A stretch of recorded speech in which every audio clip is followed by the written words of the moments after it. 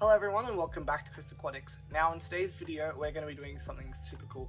I kind of just did this as a spur of the moment thing. It popped up as an opportunity and I went with it, and I'm pretty excited to show you guys. So I'm showing you as this is happening, and this will be posted as soon as I'm finished, so you guys get it as fast as possible.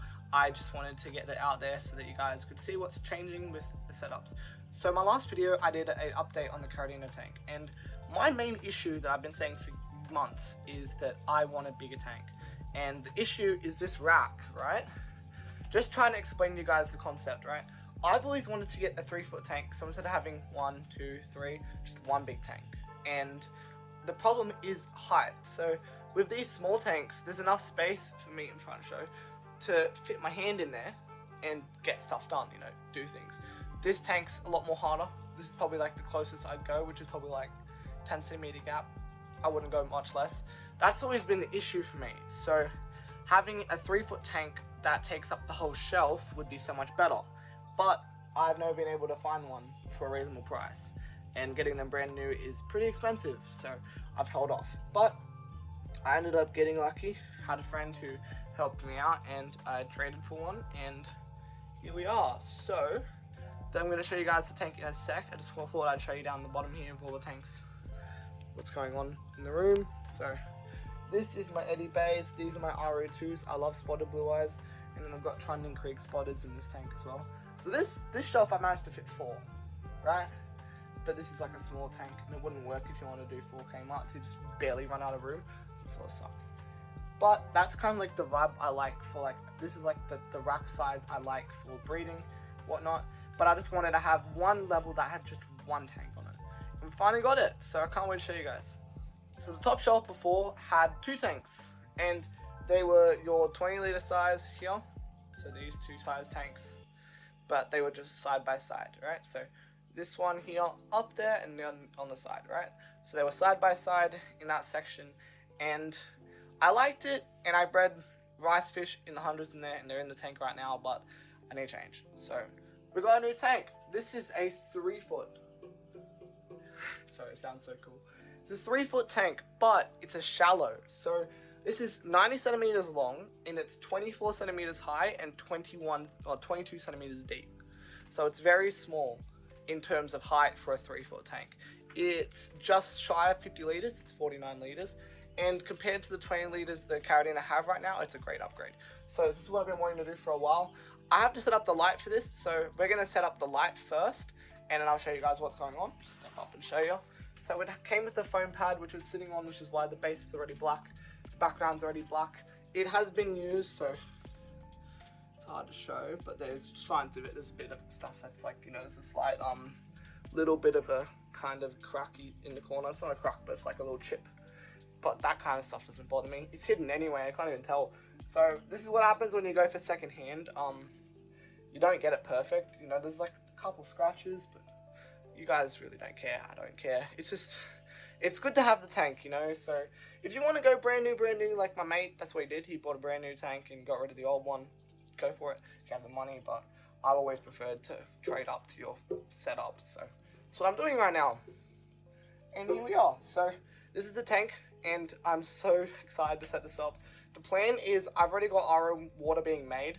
I'm just going to move them across as quickly and best as possible. And I'll start with the light, and I'll show you what's going on. Now we're switching over to film. There's my Chris Aquatics logo on the shirt. Heck yeah. Anyway, quick plug.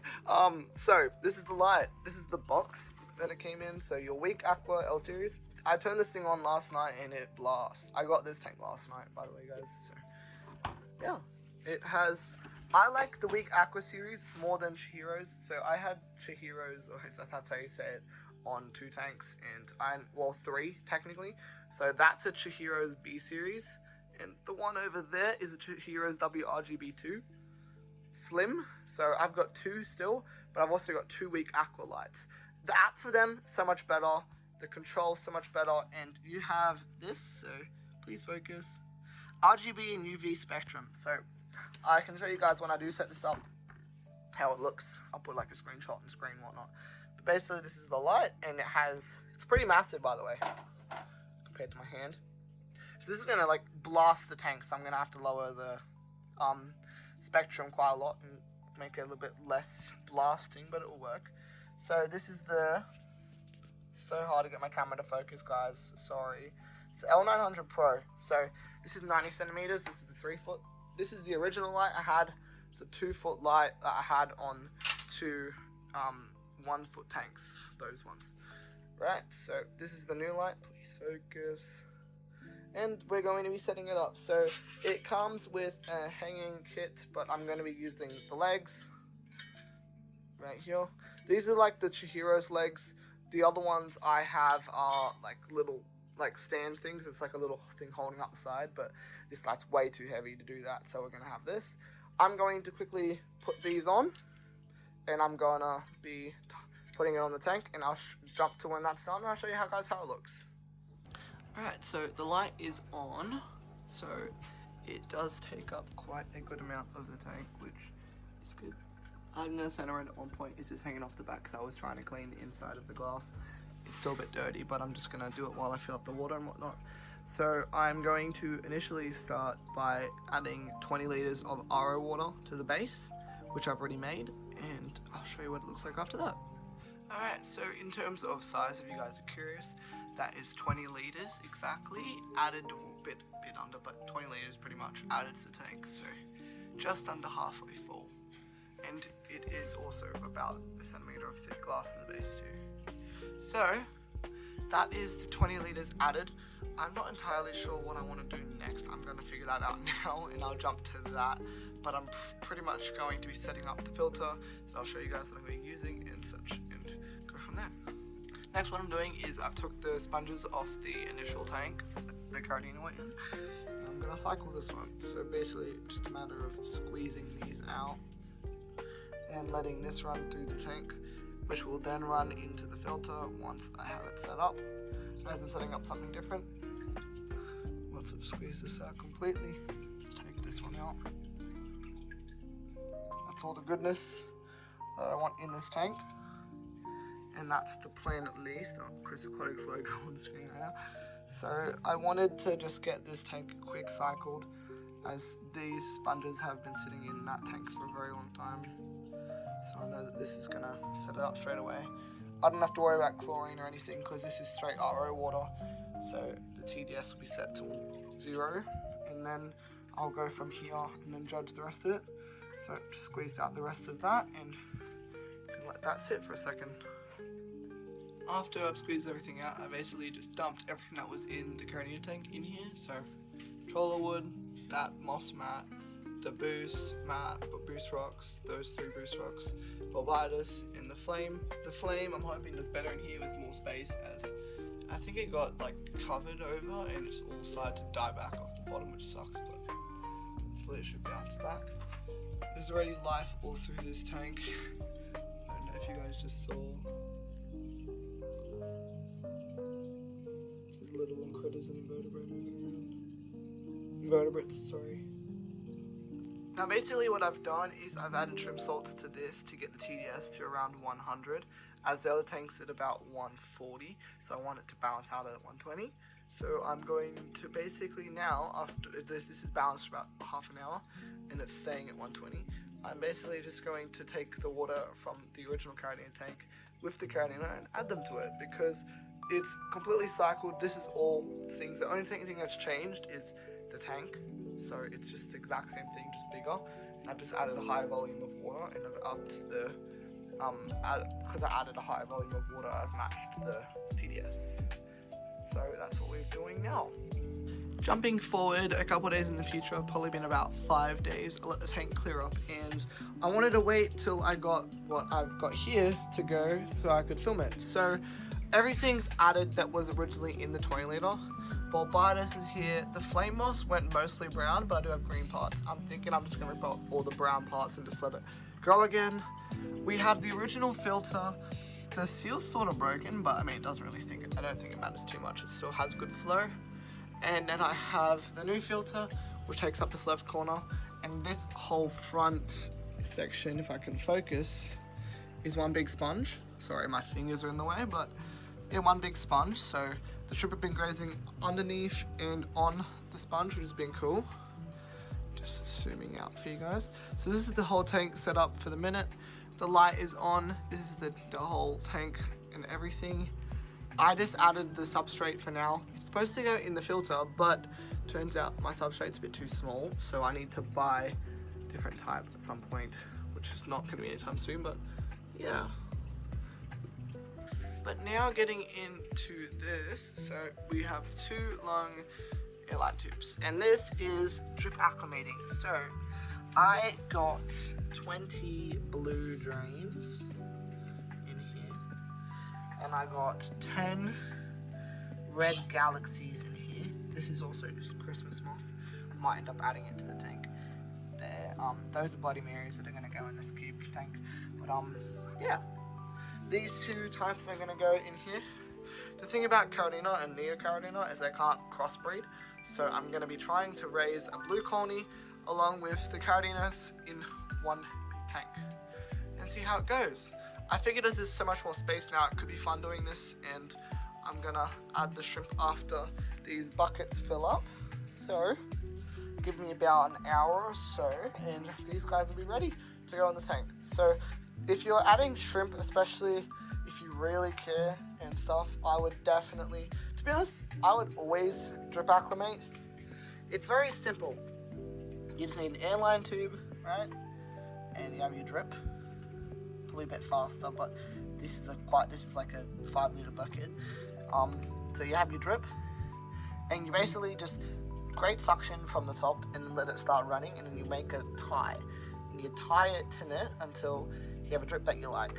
And simply you just run it from the tank, hold it down with something like the lid, and just let it be for an hour or so.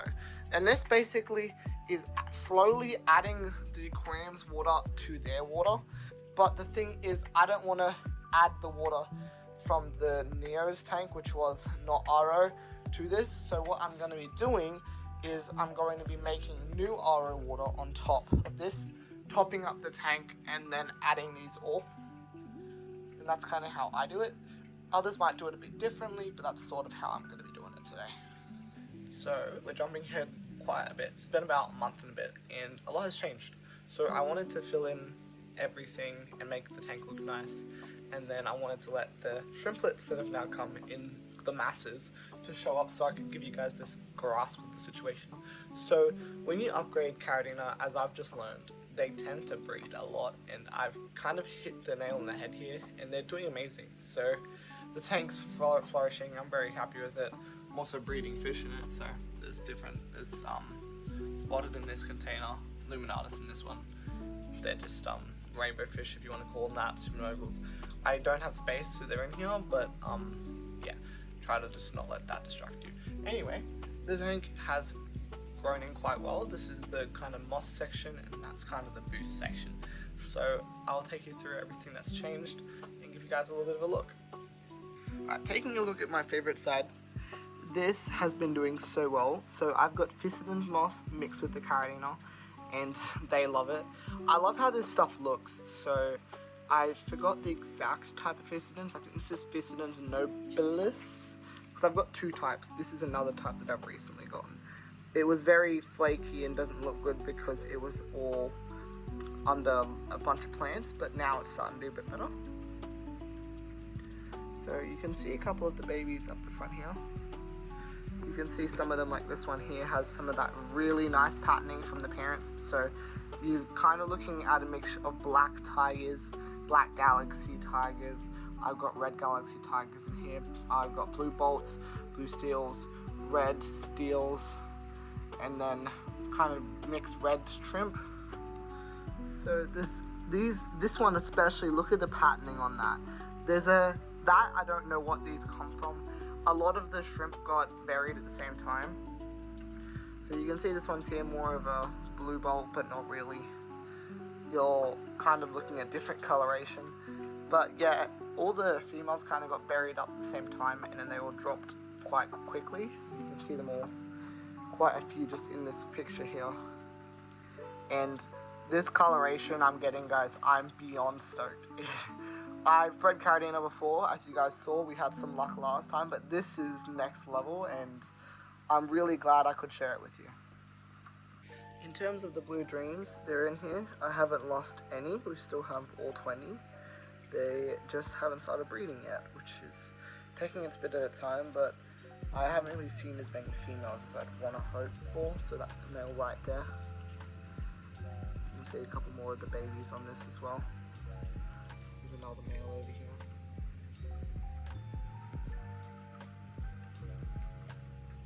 So I'm looking more for females. That one could be a female up there. That one also could be. They've got a nice deep blue, which I'm really enjoying. Coming back over to this side, so here's one of the red. I think it's a galaxy tiger. I could be wrong. I don't really know. I'm guessing that because of the look of it, but I'm not fully knows of this stuff. So this is one of the reds. So this has come from a mix, I believe, between a black galaxy tiger and just a regular red. I have two reds in here that I had initially before I ended up getting the red galaxy tigers, and those two have both dropped, so I'm assuming that's from one of these two, but it's got a really deep red head, more like a rose colored head. And you can see right here in this one here, it's more of a higher grade with that deep blue. So the coloration on these guys is so cool. Can't wait till they're at a size where you can start to see the full patterning, which would be super cool to see. So if I take you over here, this is one of the ones that I've bred myself. So you can see that deep blue in the face, and it goes down to the tail, even in the feet. So it's a very interesting shrimp. Really enjoy breeding Caridina because you can get something like this, and people might just enjoy this, but you can also get stuff like this one that just came over. Oh, I've lost it. I'm right. It's right here. It's just black. So I believe this is one of the ones that's bred with one of my reds, and led to me to the coloration we're getting on these babies. But just the vast amount of these guys in here. So if you take a look, you can see there's one there. There's that red one and this one again, and then you look at this section, and they are just everywhere, guys. So I really hope that you guys do enjoy seeing these up close. My camera doesn't do it justice, but I really want to get some good footage of them up close so you guys could see a bit of the patterning. When they get older, it'll be a lot better to film, but as of now, this is the best I can do in terms of footage, so I hope that you guys can kind of appreciate it as much as I can in person over this YouTube video. In terms of maintenance for a tank like this, it's not easy, quite frankly. I do try to do 2 water changes a week, but I sometimes get away with 1. I just want this tank as clean as possible. That's how you get this amount of babies, and that's what I reckon you guys should strive for. If you're going to go for Caridina, do it properly. I tried with the 20 litre tank and it didn't work, so don't do that, guys. I probably recommend at least 40 litres. This is almost 50, I believe, so it kind of works that way. But if you want this kind of success, you kind of have to go for a larger volume of water because it holds the stable water parameters a lot better. And you want to have a heater as well, because even if you're keeping it at that 22, 23 degrees, you can keep it stable that way. If you have a cold day, you could throw these guys off and you could lead to deaths. They're very sensitive, so you have to be very careful in that manner. For those of you that are just getting into Caridina or just shrimp in general, this is what I would call a buried female. So you might have heard me referring to a female as buried. It basically just means that she has eggs. So you can see those little black dots that are underneath her swimmerettes. Those are the eggs. Each female can hold a fair amount. Generally, I go for around them each holding about 30 each. Can be more, can be less, depending on the age. So if it's a lot younger of a female, for example, if you're looking like one of these reds, I do have a female that's buried in one of them, and they're a lot smaller, so they hold a lot less eggs. But as they get older, they tend to go and have a lot more. That's where you end up with these larger numbers. But when you end up having lots of them in one tank like this, you kind of end up with the amount that I do have. And you can start to kind of get very nice looks. So you can see that these all aren't from the same parents. They're all not from the same mother. You can see the top 2 are definitely most likely same batch, and the bottom 4 probably aren't. Those three at the bottom that are larger are probably one, and then there's a smaller one that's probably more recent, last couple of days. So these guys are probably less than 2 weeks old each, and they're already grazing. I make sure to add extra food, so I'll show you guys what I feed in terms of keeping an excess amount of food in this tank so that it doesn't go to a point where you need to do constant water changes and it can throw off your water parameters, but so there's always food accessible to the babies. So going through foods that I feed, there's a person that's semi-local to me on Facebook who has these available, Shrimp Madness. So here's a couple different products. I like to feed the nettle blend. The shrimp seem to love that a lot. You obviously have your basic shrimp snow, so most people use this a lot, and I like to use these each time once a week. You can do a different amount, really, it's up to you and how many shrimp you have, but that's what I do. The baby powder is what I add to the water columns, so in terms of a tank like this where you have lots of babies, you kind of want to have lots of food available. This is what I like to add for them. The immunity booster is just to boost the shrimp's immunity, as it is in the name. You can see the different things on it, what's involved. And then the super algae powder, which grows algae for the shrimp to consume. It's not really working for me in that sense. The tank doesn't have really very many algae problems, so not much for the shrimp to eat. That's why I have to feed other things, but these are the items that I use, and that's what's getting me this success with these guys here. As I stated before, I like to make this really basic, so there's not a lot of place for them to hide, but there is at the same time. So really, you don't want to have a fixed situation with the tank. So things like this, these, all of this stuff I can just pick up and move out of the way if I need to do water changes. If something happens really bad in the tank and it crashes, I can all pick it all up. It's not attached to the tank in any major manner, it's just rocks and I can pick them up. Buce rocks that are all just glued to rocks, and I can pick it all up.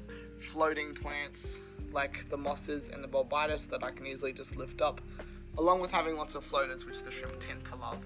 I go with redroot floaters. I hate duckweed. So that's what I do. In terms of these things, as I said, these aren't normally in here. I ended up swapping this out because it looks nicer, but this is what I just use for breeding fish, and it does work for me. So, back to the shrimp. If you're going for Caridina, I'd obviously recommend you go for something more basic than the fancy stuff like this. These have been more readily available to me than the other types that people tend to go for, like crystal reds, so I don't have any crystal reds.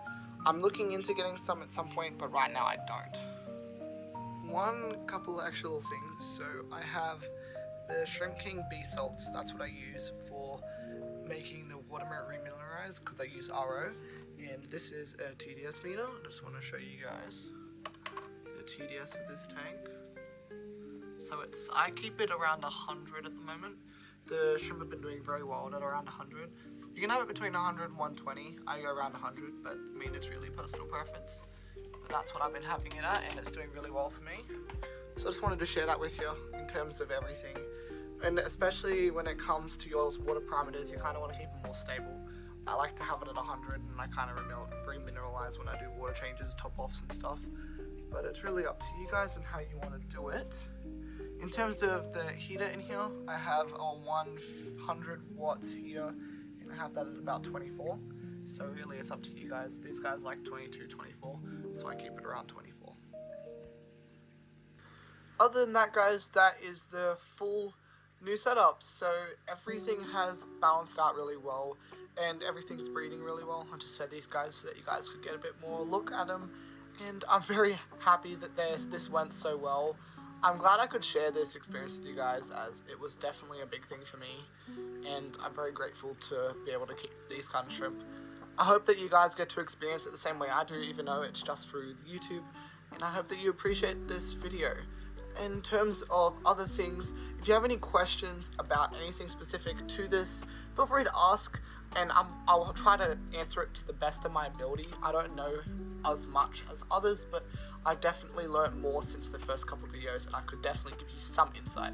So feel free to ask any questions, and I'll just put it off as a little end bit here. So the TDS for this tank's 100, the temperature's at 24, the pH is around 6 to 5.8 to 6, in that range at the moment, and that's the kind of tank parameters at the moment.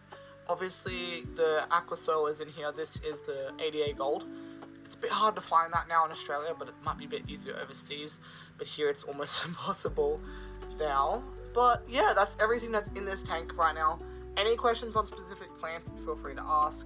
About the shrimp, feel free to ask. And I'll let you guys have an update video in a couple months, maybe. Might be a couple weeks, couple months. I'll see how these shrimp go, on how everything's going.